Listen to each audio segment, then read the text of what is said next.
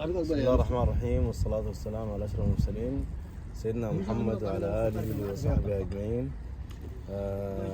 الختامية بتاعت احتفال الوداع مع الباشمهندس محمد الفاتح. محمد الفاتح، عايزينك تختم لنا يعني. والله التحية عبركم من هنا عند الوطن، وفي الوطن أمونة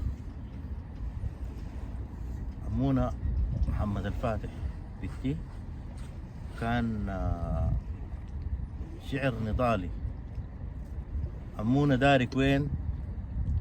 طشينا من بابا، عارفاني لا بنساك، للغربة برضابة، رقدت هموم الناس في صدر درابة، واصبحنا محكومين بشرعة الغابة، نزرع نلم العيش ادونا بتابة، حرب الجشع والمال اصبحنا سلابة، شيطان فريقنا زمان في قعدة الحانة كان يهوى ست الدار تشجيه الحانة، كل ما يدق الباب تلقاها فرحانة، دارت بنا الايام سموه مولانا، يأمرنا بالإحسان والفيه ما سابه، كل من ظلم حسان، باكر تلين حوة في ظلمة النسيان، صوتا شهر ضوى مع صرخة المحتاج، ما بترهب القوة ما بترهب القوة، وامونا دارك وين؟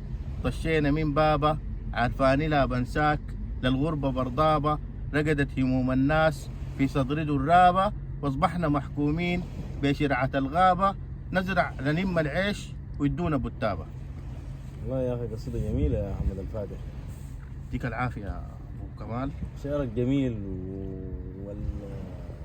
ومستوحى من الحقيقة ومحمد الفاتح والله الواحد إنه زعلان إنه يعني في الفترة اللي فاتت دي كلها ما كان عارف حاجاتك دي يعني. والله يا طارق، ما هو زي ما بيقولوا الناس يعني ما بتوري الجانب الخفي الا لناس قريبه منا شديد، وانتوا وصلتوا مرحله القرب، يعني مرحله ما الصداقه ولا الاخوه، ناس قريبين منك شديد بتوريونا التفاصيل في حياتك، الاسرار اللي في حياتك، ودي حاجه يعني بسيطه، حتى ان احنا لو اخفقنا في شيء ولا غلطنا ولا حاجه الناس بتمشي الامور، لانه بنغاض الطرف عن الاحباب والاصحاب. والله كانت ايام معاكم جد كانت بكل ما فيها، والشكر لكل الشباب اللي ساهموا في موضوع الجلسه دي، وكل الشباب اللي شاركوا في بوجودهم، يعني رغم اليوم جمعه، ورغم انه الناس دايره ترتاح، ورغم انه عندهم التزامات اسريه، فبرضه بشكر. ودي جلسه انا يعني بحتضرها والله بمقامات كثيره، يعني مقامات بتاعت فرح، والله يا محمد الفاتح حاجة ولا من غدرك، وحاجة بسيطة والله مقامات جدا، كثيرة، ويعني بجد قصدت انه تتلاقى وكونه مهند يكون معانا هنا برضو عشان يدينا الزيت وانت تغذيت. الله يديك العافية يا محمد الفاتح، وان شاء الله ربنا يوفقك، وان شاء الله يا اخي تلقى حياة عملية سعيدة، وربنا يرزقك ان شاء الله. اللهم امين، اللهم امين. الله يديك العافية يا محمد. الله يبارك فيك يا طارق، تسلم كثير الله يكرمك حبيبنا والله. الله يبارك فيك، تسلم. الله يبارك.